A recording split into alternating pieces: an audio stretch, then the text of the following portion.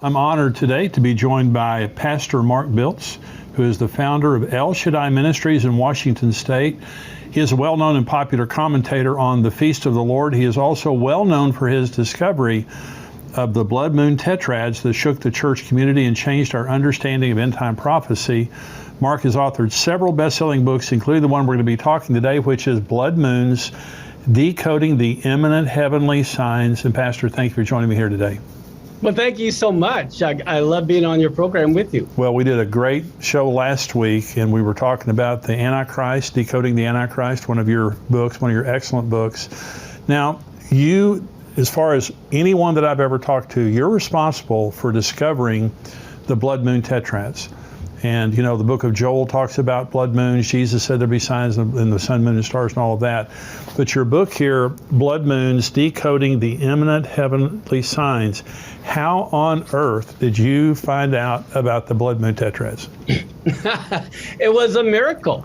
It really was. I love astronomy. And so I was looking at the eclipses, and I had been praying, and it happened, it hit me about 4 in the morning when I was in my prayer closet. I used to love to get up and pray around 4 and 5 in the morning, and I've been doing it for a long time. And I also teach on the Feast of the Lord. And so all of a sudden it hit me, I need to go to NASA's website to look at when these eclipses are occurring on the biblical calendar. Because in Genesis 1:14, many people misunderstand that verse, which is so significant. When we think of why did God create the sun and the moon, we think it was for light. But the Bible says the number one reason, go and look in Genesis 1:14, he created the sun and the moon for signs.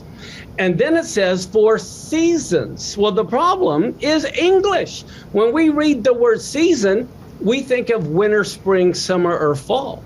But that Hebrew word doesn't mean that. As a matter of fact, in Leviticus 23, when it talks about the feast of the Lord, that word feast, what do we think of when we think of feast? We think of food. Well, it's the same Hebrew word. So how can that Hebrew word, the same one, be translated as food here and winter in Genesis? It doesn't mean either one. It literally means an appointed time. That's why the biblical calendar for the Jewish people was based on the new moon, because it's on the new moon is the only time you can have a solar eclipse. And that's why the feasts like Passover and Tabernacles are on a full moon, because you can only have a lunar eclipse on a full moon. So God's calendar isn't the Muslim calendar, the Gregorian calendar, it's the biblical calendar. And so I made that connection, and then I go back and I look, and you wouldn't believe it. The first blood moon happened on Passover. The next one was on Tabernacles. And there was a solar eclipse on Rosh Hashanah, for heaven's sake, 2 weeks before the other lunar eclipse. And then in the next year, there also was a total lunar eclipse on Passover and Tabernacles. And I just was so shocked. I thought, well, how often does that happen? And I looked, and the time it happened before was 1967 and 68 when Israel captured Jerusalem. And the time before that was when Israel became a nation, 1949, 1950. And the time before that was 1492 when all the Jews were kicked out of Spain. And so I just was blown away, and I knew that it had to mean something. And I would never claimed that I knew what it meant, but I knew it had great biblical significance. Oh my gosh. I mean, it's just, when I first read your book and began to understand the blood moons, you know, when you read Joel and it says the moon will be turned to blood, the sun will give its light, it's like, you know, the sky's going to fall, you know, I mean, but that's not what it's saying. No. It was saying that there will be signs, like Jesus said, in the sun, moon, and stars. And so the blood moon tetrads makes perfect sense, because that's what God does. You know, exactly. I mean, and he's so orderly, he's so predictable in that sense. So I want you to talk about the seasons, because you were talking about the feast. Now, one of the things that you teach that is so fascinating is on the Feast of Israel. Okay, so you believe that the Feast of Israel, 7 feasts, 4 in the spring, 3 in the fall, you believe that's a prophetic grid. You believe that that's a prophetic statement about the future, right? You are exactly right. In Revelation, it talks about those written in the book of the Lamb who's been slain from the foundation of the world, not 2,000 years ago. That means the slaying of the Passover lamb was from the very beginning, from the foundation of the world. As a matter of fact, what I believe the Father said is, look, I'm going to send my son to die. I'm going to determine what day he's going to die. I'm going to determine what time he's going to die. As a matter of fact, I'm going to determine what songs will be sung at his funeral. Wow. This is why 1,000 years before Jesus came, King David wrote the funeral hymns that would be sung on the day Yeshua died, because every Passover they sing the Psalms, the Hallel. As a matter of fact, many of your listeners know that they sang a hymn and went over to the Mount of Olives out on that night. I can tell you the words to the song they sang, because they sang Psalm 118 as the last hymn at every Passover Seder. So the very words that they sang before it was betrayed and crucified has the verse, this is the stone the builders have rejected. It's become the headstone of the corner. Oh my gosh. So you have Passover. Oh, yeah, yeah. And then you have unleavened bread. Right. Okay. Which was the burial. Right. And then you have first fruits. Exactly, the resurrection. All of those have been fulfilled. On the day. On the day. On the very day. And then you have the Pentecost, which happens 50 days. Oh. Yeah. So yeah, that's the Jewish. And so now those have been fulfilled. But now we have 3 that haven't been fulfilled. And so talk about the blood moons, talk about the significance of the next feast, because we were talking about the last program. This next Rosh Hashanah, the Feast of Trumpets, could be very significant. Talk about that. Oh, very significant. Now, if your listeners believe the Lord is the same yesterday, today, and forever, not just in their head, but in their heart, they know he's the same yesterday, today, and forever. If he fulfilled the spring feast to the day of his first coming, he'll fulfill the fall feast to the day of his second coming, which is why we need to know when they occur on our calendar. And just like you can't have Pentecost until he rose from the dead, he's not going to rise from the dead until he's buried, and they're not going to bury him until he died. They're going to be fulfilled in order. So the next feast to be fulfilled is the Feast of Trumpets. Well, do we hear anything about trumpets in Revelation? Of course we do. And so the next feast, Yom Kippur, is Israel's National Day of Atonement, the very day when their blinders will be removed. They'll realize Yeshua is the Messiah. And then the next feast is the Feast of Tabernacles, where God tabernacles among men for the 1,000-year reign. Now, the Feast of Trumpets, which is the very next one to be fulfilled, okay, it's also known as Yom Teruah, or the Day of the Awakening Blast. That's right. There's all kinds of scriptures that prove the resurrection of the dead, the rapture, if you want to call it that, will happen on Rosh Hashanah. I mean, some year, we don't know the year. Some year, I don't set dates. I don't know what year. See, I have no idea. But I know what will happen on Rosh Hashanah some year. Well, I totally agree with that. And see, and the thing is, for years I heard that Jesus could come at any time. Well, he couldn't die at any time. Exactly. See, exactly. He had to die on Passover. Right. And so to say that the rapture could happen any year. Yes, there you go. And because it's a 2-day feast, it could happen any of the days. You know. Well, not only that, it's 2 different days every day in the world. Yeah. We have 24 time zones. How can anyone know the day or the hour when there's at any one time there's 24 different hours? Well, that's what Jesus said in Luke 17. In that day, there'll be 2 men, or in that night, 2 men be one bed, 2 people in one bed, one taking one left. In that day, there'll be 2 men standing in a field, because it'll be night some places and day some places. Exactly. Exactly. So and it's going to happen around September. That's the English here. But around September of the year, there's going to be the Feast of Trumpets, and there's going to be the rapture, the resurrection of the dead. Now and there are also other names that you talk about when you talk about Yom Teruah, the awakening blast, all this stuff. But also it's the wedding day of the Messiah. Yes, it's also the coronation of the Messiah. It's the day he's going to be crowned King of Kings and Lord of Lords. And in Leviticus 23, these feasts were called convocations, which in Hebrew is mikra, which literally means a dress rehearsal. So I ask people, do you want to be at the wedding of the Lamb? And they go, yes. I say, then why don't you want to be at the dress rehearsal? That's where we learn our part. Yeah. That's amazing. So let me go back to 2014 and 15 because we're talking about the blood moons. Sure. This is just such a significant point in time in human history that we're looking at. And what I say to people, Pastor, is, every generation has had a sign or signs.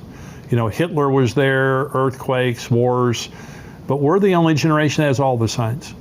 Exactly. We have especially Israel, but we have a convergence of all the signs. So going back to Christopher Columbus, who was a Jew, and many people don't know that, but here's the way I've seen the blood moons, because there's 1492, 1493, 1949, 1950, 1967, 1968, and then 2014 and 15. So we understand the first three. But here's the way that I look at it. The 1492 and 1493 was the beginning of God bringing his holy people together. This is the first time since the AD 70 that we see the first beginnings of a gathering there. 1949, 1950 is the Holy Land. The Jews get back the Holy Land. 1967, 1968 is the Holy City of Jerusalem. 2014, 2015 that's the one, to me, is the Holy Temple. There has been, since in the last 3 months, there's been 11,000 Jews ascend the Temple Mount to pray, the most since 2,000 years ago. Okay, and so we're seeing a great activity in Jerusalem, the Temple Institute, the Temple Mount Faithful, different people. So what do you think about the feast of 2014 and 15? What do they mean? Is it significant for the temple? Does it have any other significance? I think it definitely could be temple related. The way I look at it from hindsight, I did mention this back then as well. But if you remember Joseph's dream, and Joseph was a type of the Messiah, there was 7 years of plenty followed by the 7 years of famine. I believe the 2014-2015 lunar tetrad was a warning of the 7-year cycle. When it ended, we would begin the 7-year famine or tribulation, which is why 2022 is so significant. Okay, so the Shemitas, and if you wouldn't mind talking about it again. So this is a Shemitah year that we're in right now. Yes. Now, when we say 2021, 2022, the Jewish year begins, and their civil year begins the Rosh Hashanah. Yes. In September. Yes. Okay, so their new year began in September, and so now between now and next September, this is a Shemitah year. This is the 7th year. Yes. And you believe now again that the tribulation has to begin at the beginning of a Shemitah cycle, which is next September. Exactly. And I have a chart here. One of the things that I want to mention is how significant the first year of a Shemitah cycle is, and which will begin October of next year, right after Rosh Hashanah, because we're in the 7th year. But did you know both temples, Nebuchadnezzar destroyed the temple and Rome destroyed the temple, both in the first year of a Shemitah cycle? Wow. So both temples were destroyed then. The 1967 Six-Day War happened in the first year of a Shemitah cycle. The Yom Kippur War happened in the first year of a Shemitah cycle. Israel took out the Iraq nuclear reactor in the first year of a Shemitah cycle. The first Intifada was in the first year of a Shemitah cycle. The Israel-Jordan peace treaty was the first year of a Shemitah cycle. That's when the quartet began that wanted to divide the land. And I believe they represent the 4 horns in Zechariah that keep the land divided. And then the Gaza war and, of course, the stock market crash also happened the first year of a Shemitah cycle.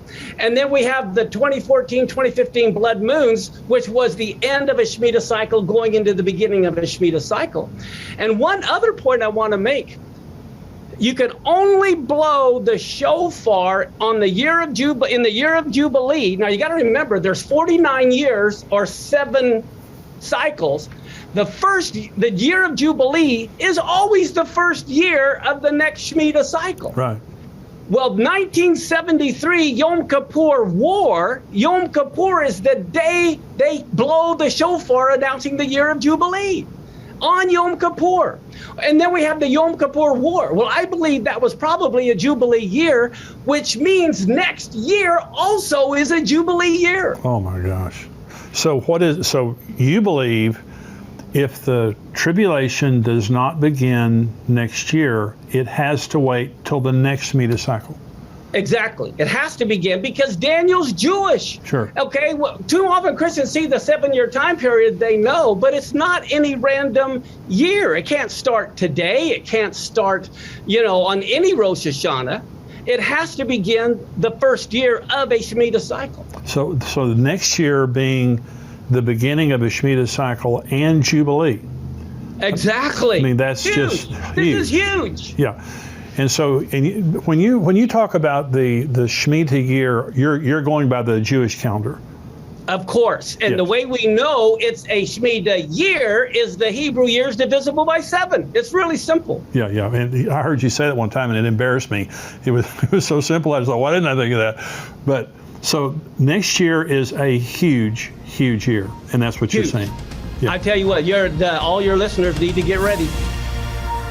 Well, I have a very special announcement, and that is I've been telling you for a while that we have a new book coming out that's called Where Are the Missing People?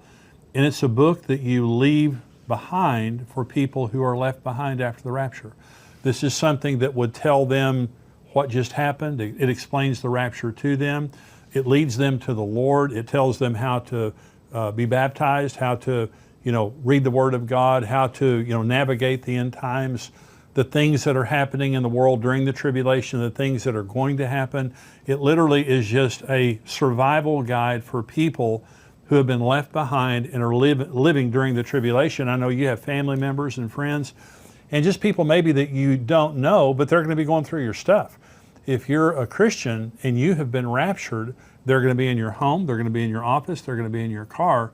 And we want to give you the opportunity to have this book that you can have laying around that says, where are the missing people? That's where the number one question that's going to be on people's minds after the rapture is, where are the missing people? Where all those people go?